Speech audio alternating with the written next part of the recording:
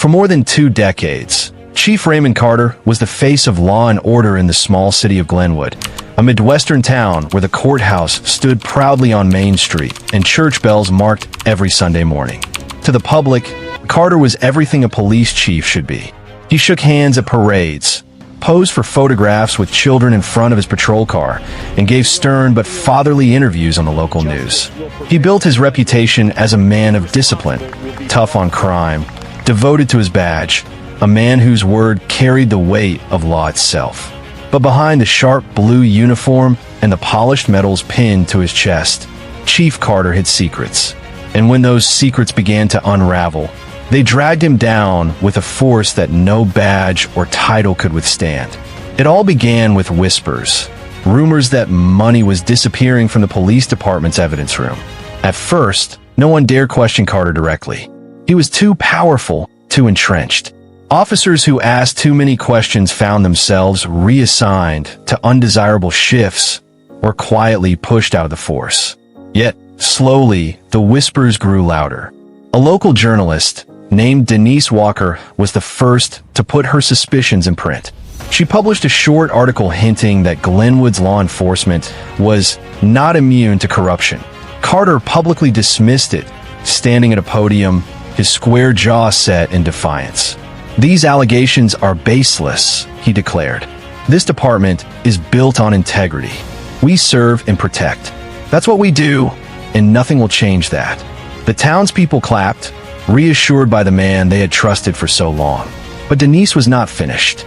She began digging deeper, requesting records, interviewing former officers, piecing together a story that was darker than anyone imagined. Inside the department, some officers knew the truth. They had seen Carter pockets seize cash during drug raids. They had seen him protect certain businesses known to launder money. They knew about the late-night meetings with local criminals, but fear kept them silent. After all, who would believe them against the word of the chief? Still, corruption leaves trails. And Carter, in his arrogance, left too many. The FBI entered the picture quietly, almost invisibly. At first, just one agent assigned to review financial irregularities tied to seized assets. Then 2 more. Then a task force. By the time Carter realized federal eyes were on him, it was already too late. But Carter wasn't the type of man to admit fear. He convinced himself that he was untouchable. He had influence, connections, a city that respected him. They wouldn't dare, he muttered to himself late at night, staring at his reflection in the mirror, his police stars gleaming against his uniform. Yet, deep down, a seed of dread had begun to grow. It started with the bank records. An investigator from the FBI noticed that Carter's personal accounts showed patterns inconsistent with a man living on a government salary.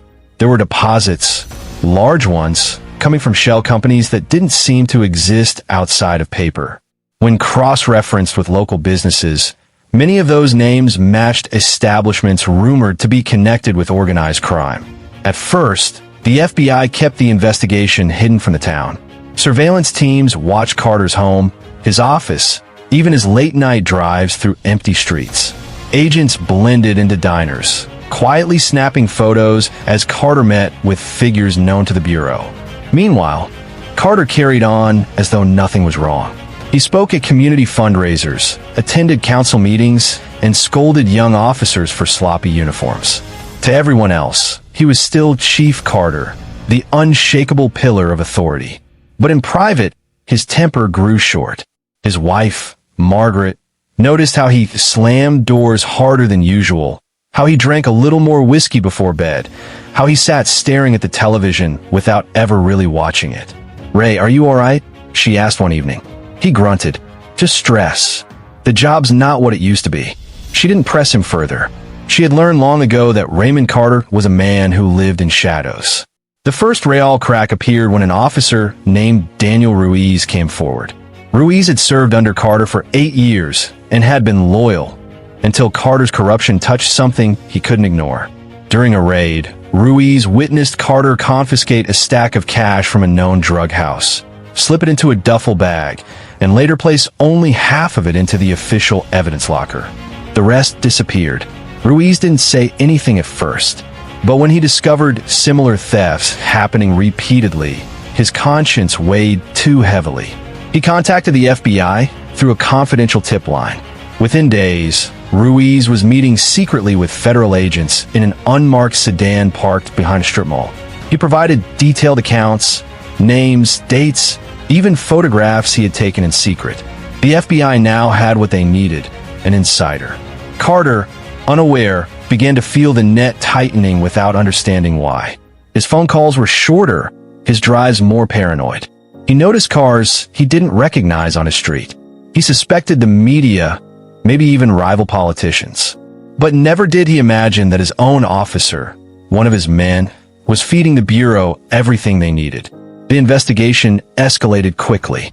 Wiretaps were approved. Surveillance deepened. Every step Carter took was now watched, recorded, cataloged. And yet, he still played his role in public. He smiled in photographs, cut ceremonial ribbons, shook hands with church pastors. But behind that smile, a storm brewed. The turning point came on a cold January morning, when Carter walked into his office and found a sealed envelope on his desk. Inside was an anonymous note, typed on plain white paper. "They're watching you. You can't hide forever." Carter froze. His throat went dry. His hands trembled as he crumpled the note. He looked around the office, scanning for hidden cameras, listening for clicks on the phone line. For the first time in his long career, Chief Raymond Carter felt something he had spent years instilling in others. Fear. The morning after the anonymous note, Carter's paranoia doubled. He barked at his officers, demanded to know who had been in his office, and lectured them about loyalty. His staff exchanged uneasy glances. The man who once commanded respect now seemed brittle, suspicious, a man cracking under invisible weight. Behind closed doors, he tore his office apart looking for listening devices. He unscrewed light fixtures, checked under desks, even pried open-air vents. He found nothing, but the emptiness only fed his dread. Meanwhile, the FBI was ready to spring the next stage of their operation. Agent Thomas Granger, the lead investigator, told his team, "We let him sweat. The longer he thinks he's being hunted, the more mistakes he'll make. And when he falls, it'll be hard in public." The trap was subtle. First came the controlled sting operation. Ruiz, the whistleblower officer, was wired with a hidden recorder. He approached Carter after a raid on a suspected gambling den. "They had stacks of cash in there," Ruiz said casually, eyes lowered. "I didn't log it all yet. Thought I'd check with you first." Carter glanced at him, suspicious but tempted. "How much we talking? Maybe 60 grand? There was a pause. Then Carter muttered, "Split it. Put 30 in the locker. No one will know." The recording was crisp, undeniable. Carter's voice, his instructions, his corruption captured in his own words. The FBI smiled when they heard it. The chief had walked straight into their net. But they weren't ready to arrest him yet. They wanted more money trails, more witnesses, more recordings. They wanted a case so airtight that not even Carter's lawyers could pry it open. Carter, however, began to feel the walls closing in. He noticed Ruiz's strange behavior, too eager to please, too careful with details. He started to suspect betrayal, but he couldn't prove it. At night, he drove aimlessly through Glenwood, circling blocks, staring at parked cars, convinced that every shadow hid an agent. Margaret grew alarmed. "Ray, you're scaring me," she said one night as he sat in the dark kitchen, a glass of whiskey untouched before him. "They're coming for me," he whispered. His voice was hoarse, almost childlike. "I can feel it." Margaret didn't know what he meant. She thought it was stress, paranoia. She tried to comfort him, but Carter's mind was already unraveling. The FBI didn't wait much longer. They moved to the final step, a federal indictment. On a chilly March morning, just as the sun painted pale streaks over Glenwood, Carter walked into the police station like he had for 25 years. He hung his coat, adjusted his badge in the mirror, and sat at his desk. That's when he heard footsteps, heavy, deliberate. When he looked up, the doorway was filled with men in dark suits. Behind them stood Agent Granger, his face calm, his voice steady. "Chief Carter," Granger said, pulling a folded document from his coat. "You're under arrest for corruption racketeering, obstruction of justice, and conspiracy. The room fell silent. Officers stared, frozen. Carter's mouth opened, then closed. His eyes darted from the agents to his stunned staff. He wanted to shout, to protest, to insist it was a mistake. But no words came. The badge that once made him untouchable now meant nothing. As the agents cuffed him, Carter caught the reflection of himself in the office window. Hands behind his back, badge still gleaming on his chest, eyes wide with disbelief. For the first time, he saw the truth. His reign was over. Local stations ran the footage on repeat. Chief Raymond Carter, once the symbol of Glenwood's safety, being led from his own precinct in handcuffs. Some residents gasped in disbelief. Others muttered that they always knew something was off. Mothers covered their children's eyes, as if the image of a disgraced chief might stain them. Inside the station, officers stood stunned. Some whispered, some stared at the floor. A few even smirked quietly. Men and women who had suffered under Carter's iron grip, finally watching him fall. Carter spent his first night in a federal holding cell. He sat on a steel bench, staring at the wall, still dressed in his crisp uniform. The badge had been taken from him, but he felt the phantom weight of it pressing on his chest. He replayed the arrest over and over, convinced it was a mistake, a conspiracy. But deep down, a sickening certainty grew. They had him. The indictment was brutal. 64 counts. Racketeering, theft of federal funds, obstruction, bribery, conspiracy with organized crime. The evidence was stacked high. Bank records, surveillance, wiretaps, Ruiz's testimony. The prosecution wasn't asking if Carter was guilty. They were only asking how long he would serve. The trial drew national attention. Reporters filled the courtroom. Sketch artists hurried to capture his stone-faced profile.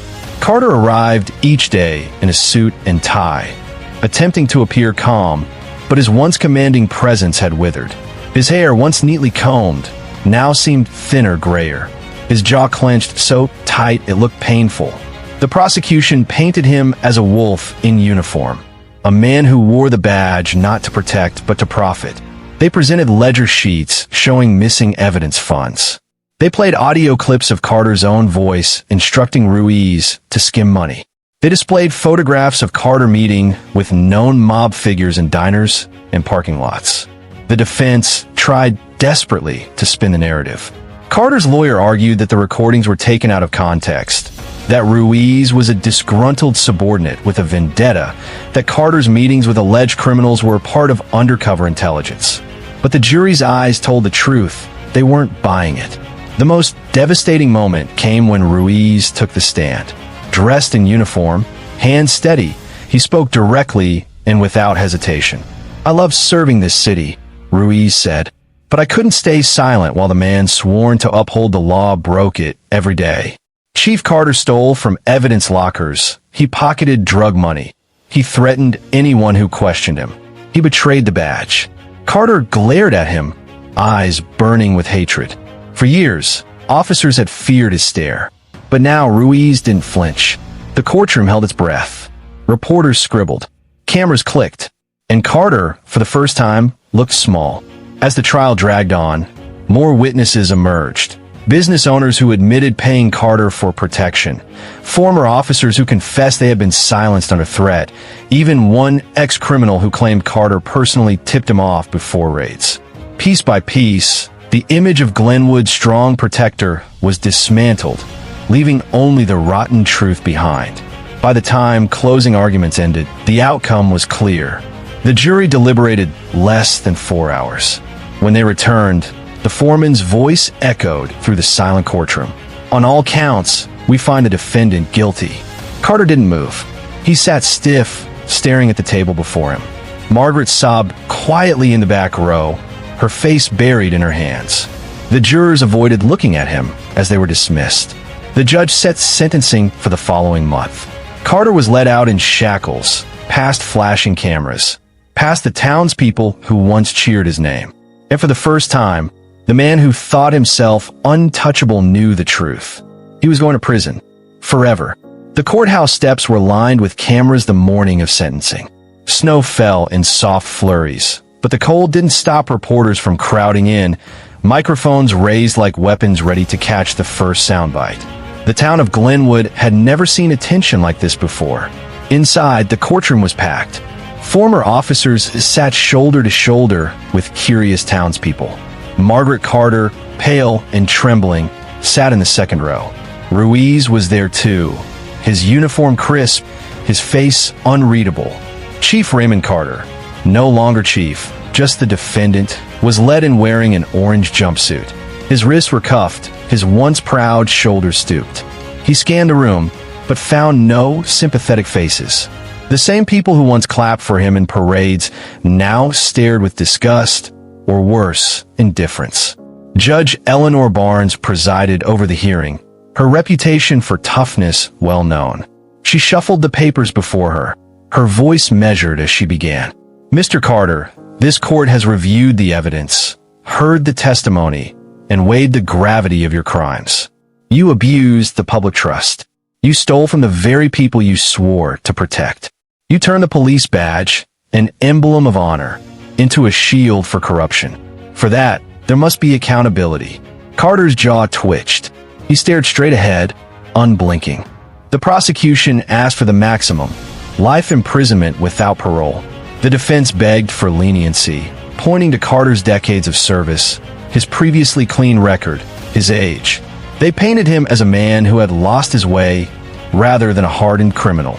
But the judge was unmoved. Service is not an excuse for betrayal, she said sharply.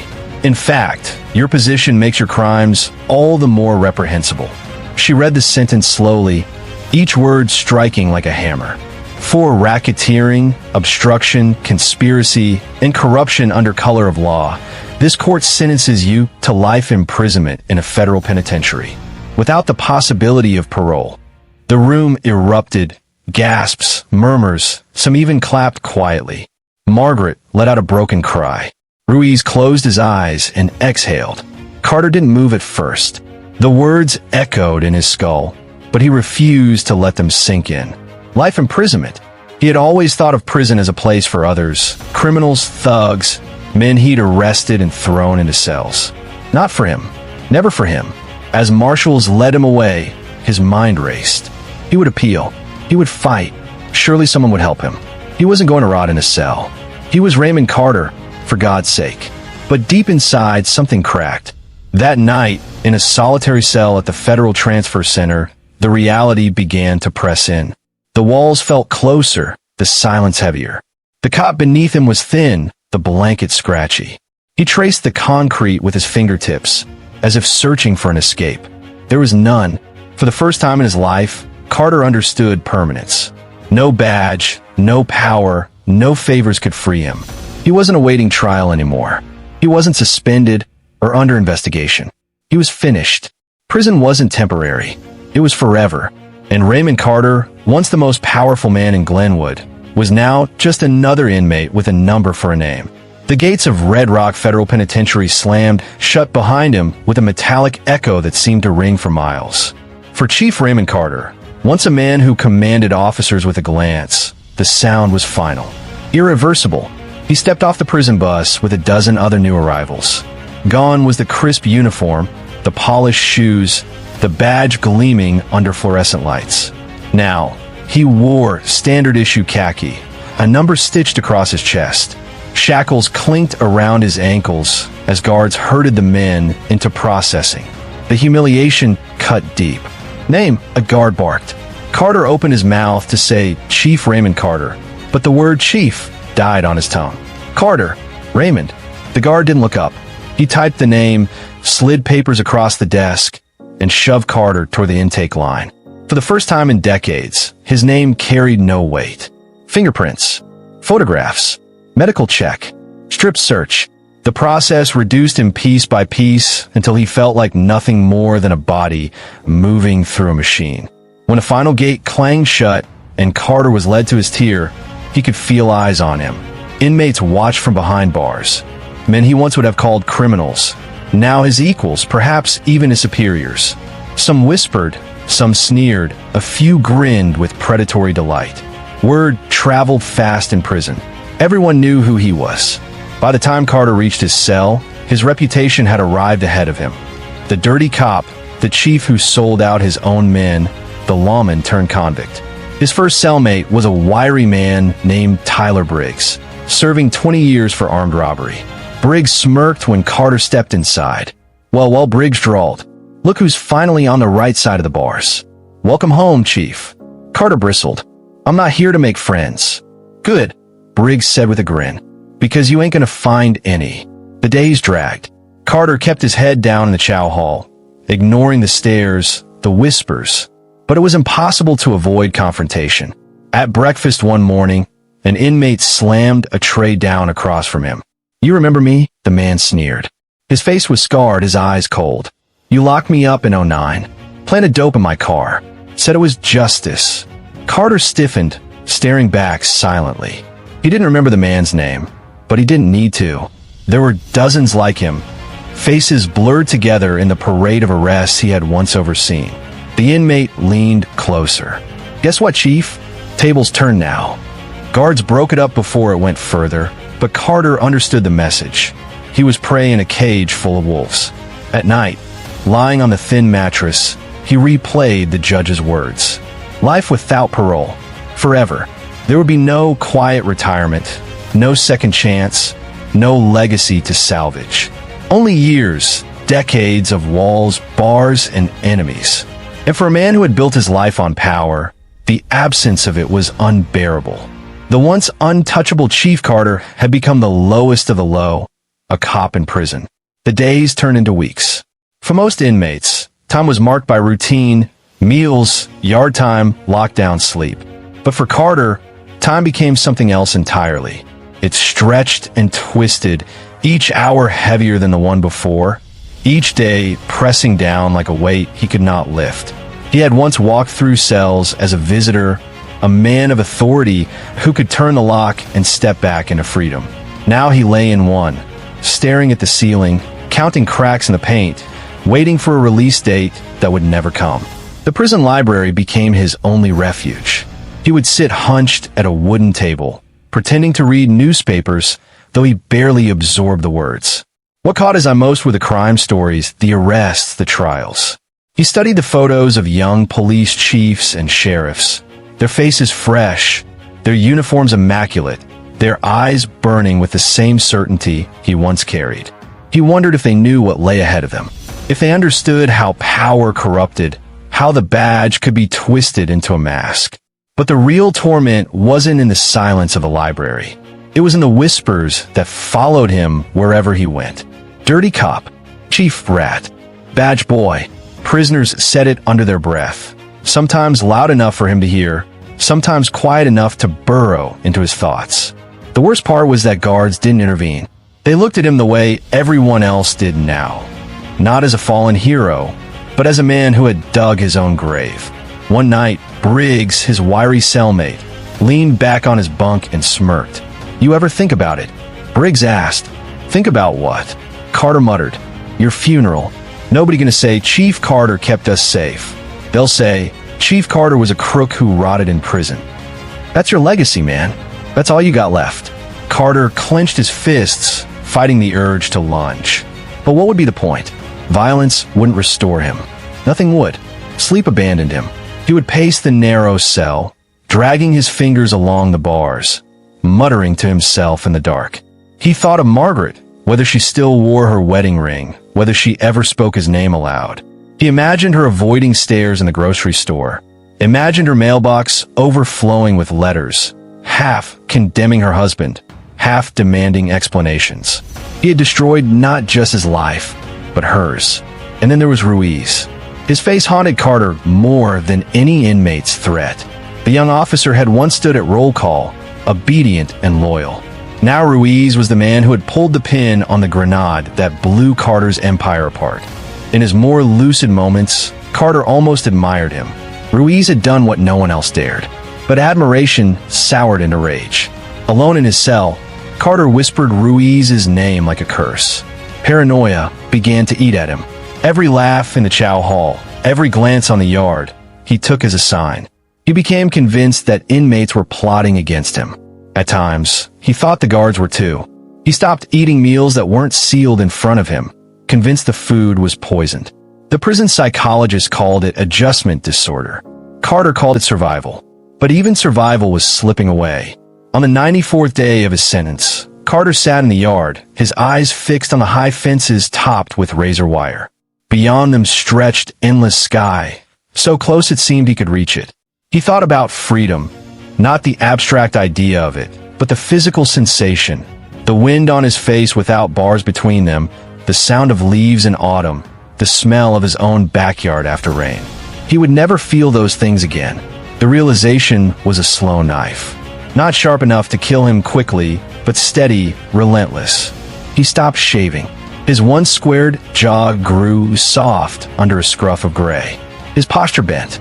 The man who once commanded a room with a glance now shuffled through hallways, eyes fixed on the floor. He was no longer Chief Carter. He was inmate hashtag 44721-6, another ghost in khaki blending into the machinery of Red Rock. At night, lying awake, he replayed the judge's words over and over. Life without parole, forever. The word forever was heavier than any chain. It didn't just mean he would die in prison. It meant that every second between now and then was already written. No surprises, no redemption, just walls, locks, bars, and the ghosts of the men he had wronged. Carter finally understood the cruelest punishment wasn't the sentence itself. It was living with the knowledge that his story, once gilded with medals and parades, had been rewritten in ink that could never be erased. His life had become a cautionary tale, and Raymond Carter, once the law, was now just another broken man swallowed by it. Years passed inside Red Rock Federal Penitentiary, though for Carter, time no longer felt real. Seasons came and went, marked only by changes in the prison menu and the faint shift of light through barred windows. Outside, the world moved on. Elections, parades, football games, funerals, new scandals. Inside, every day bled into the next. Carter's hair turned white. His hands, once firm on the grips of a service weapon, now trembled when he lifted his tray in the chow hall. Arthritis bent his fingers, and age carved deep lines into his face. The inmates who once whispered his name with venom grew bored, moving on to new rivalries, fresh targets. To most of the prison, Carter became just another old man waiting for death. But he could never escape who he had been. New arrivals often recognized him. "Ain't you that chief who got locked up?" They would ask, sometimes with mockery, sometimes with curiosity. Carter would lower his gaze and mutter, "Not anymore." The title he once wore like armor had become a chain he could never shed. In therapy sessions, prison psychologists encouraged him to confront his choices. At first, Carter resisted, insisting it had been politics, lies, vendettas. But as years stripped him of pride, cracks appeared in the wall of denial. He began to admit to himself, if not aloud, that the evidence hadn't been lies. He had pocketed money. He had betrayed men who trusted him. He had built his empire on corruption, and when it fell, it buried everyone around him. Glenwood, meanwhile, bore the scars of his reign. For years after his conviction, residents struggled to trust law enforcement. Every arrest was questioned, every budget proposal scrutinized. The city council replaced nearly the entire police command structure, hiring from outside the county to restore integrity. Ruiz was promoted, reluctantly stepping into the public eye as the face of a new era. At community meetings, residents asked the same question again and again. How could one man have gotten away with so much for so long? The answer was always the same. Because they had trusted him. Because no one thought to question the chief. Carter's name became a lesson in every academy classroom. A cautionary tale taught to young recruits about the dangers of unchecked power. His portrait, once hanging proudly in the station lobby, was taken down, placed in a box, and stored in the basement archives. Officially, he became a footnote. Unofficially, he became a ghost. Back in Red Rock, Carter's health declined. He developed heart trouble, his eyesight dimmed, and he was transferred to the prison infirmary wing.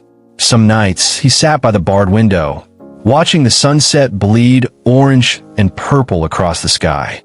He thought about the parades he once led, the speeches he once gave. He thought about Margaret, who eventually stopped visiting. He thought about Ruiz, whose testimony had sealed his fate. Most of all, he thought about the badge, how small it seemed now, how heavy it had once felt. In the end, there was no dramatic final act, no desperate escape, no tearful confession. Carter simply faded, like all men do when time finally claims them. His death was recorded in a prison ledger, his body shipped quietly to a funeral home, his name announced in a short obituary with no mention of his career. In Glenwood, few people noticed.